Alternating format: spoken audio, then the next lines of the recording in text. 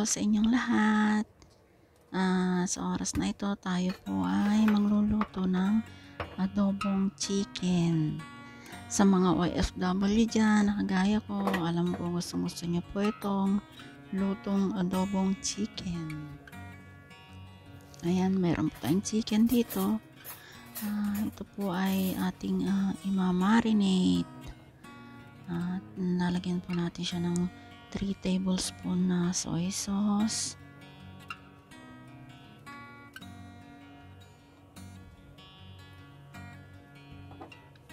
Mix lang pong ganyan.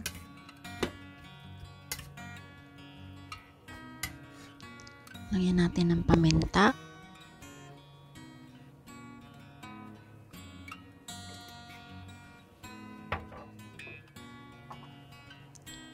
One teaspoon na sugar.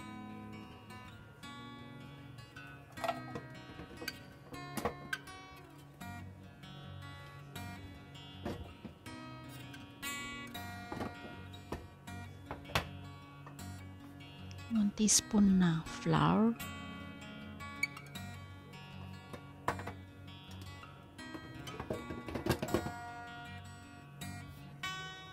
Then, atin pong i-mix.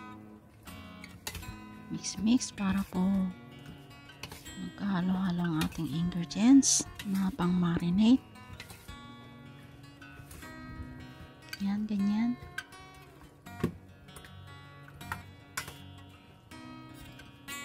Simple lang naman po magluto ng adobo. Pero yung pagluluto ko ay my own version.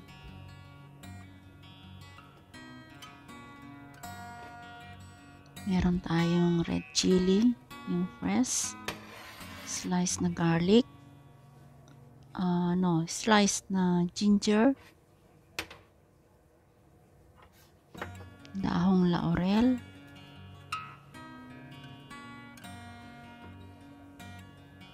sibuyas, sliced sibuyas or sliced onion. Meron tayong soy sauce dito, suka,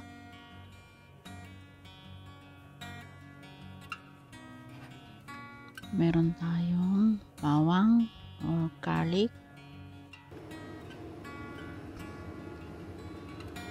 Ayan guys, tayo ay magigisa na. Mag-start na tayo. Light natin yung kawali.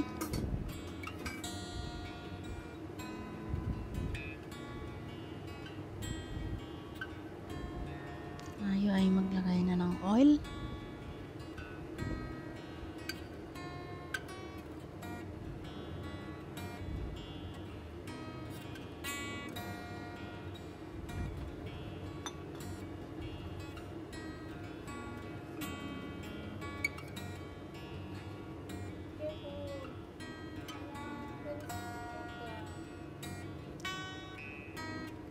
Natin ang ating bawang,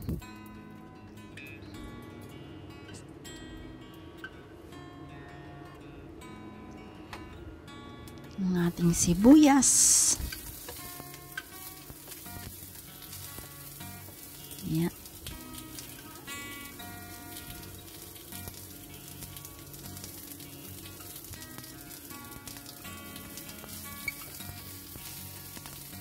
Hintayin lang natin na medyo maluto at pag naaamoy na natin, lagyan na natin ang ating luya, ang ating ginger. Ayan.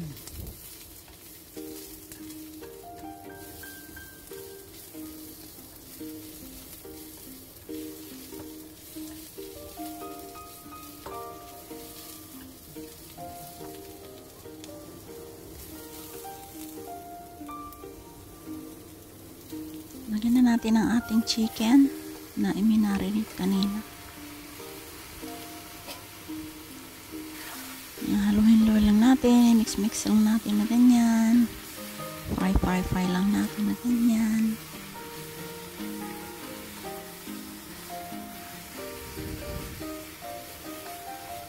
Yan. Mapapa-only rice na naman tayo nito.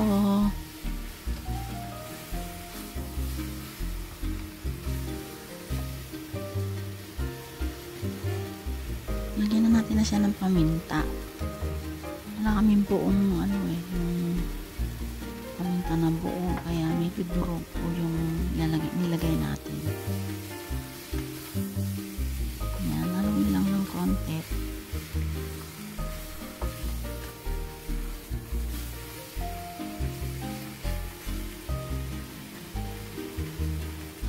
Takpan natin. Mga saglit lang po. Takpan natin.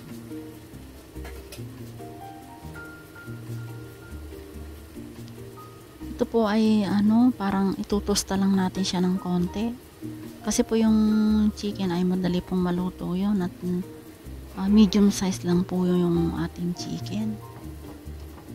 Hindi po siya malaki. Ayan, check natin. Ayan, medyo natusta na nga yung ilalim. Nag-brown na po yung kawali. Pero okay lang po yan. Lagyan natin siya ng konting tubig. Konting-konti lang. Yan. Mix natin. Tapos nyan, maglalagay na tayo ng mga ingredients niyang iba. Daon ng laurel, soy sauce, tansya-tansya na lang yan. Yan. Dark soy sauce.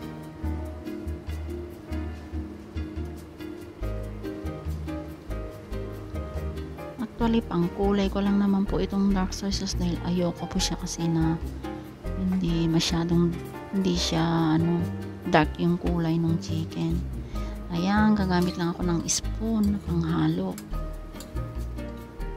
para po magaan lang yung paghalo natin. Ayan.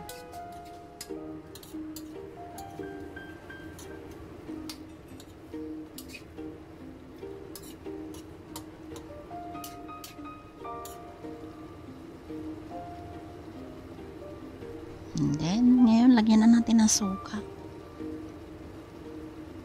Tansyahin nyo na lang din po kung gaano karaing yung suka ilalagay nyo kasi depende po sa inyo kung gusto nyo ng medyo maasim.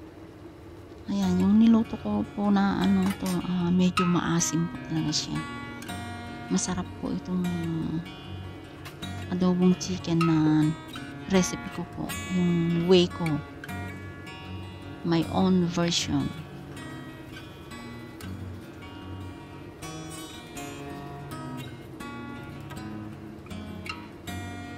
Yung ating red chili, lagay na rin natin.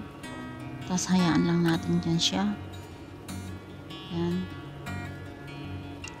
Kung gusto nyo namang hiwa-hiwain yung chili, pwede rin. Pero sa akin po, ubo na lang. Tapos ayan, takpan lang natin po siyang ganyan. Hayaan natin siyang kumulo siguro mga 5 minutes lang po na pakukuluan po natin. Ayan.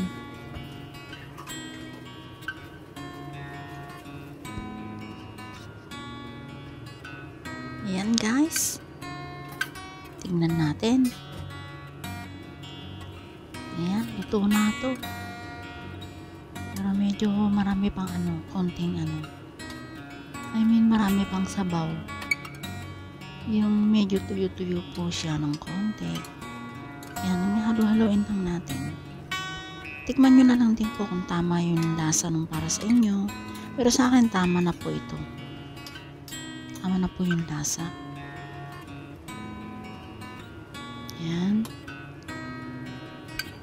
I hope you like my recipe.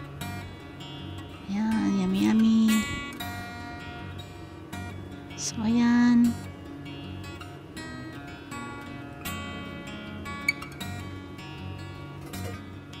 Takpan lang po natin saglit para po matuyan ng konti.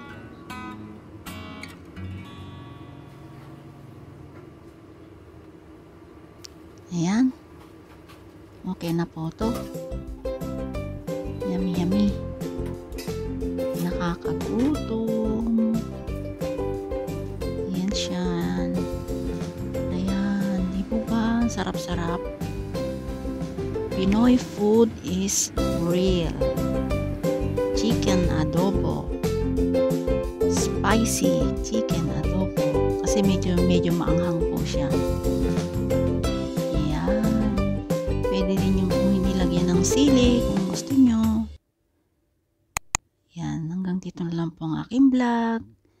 Bye-bye!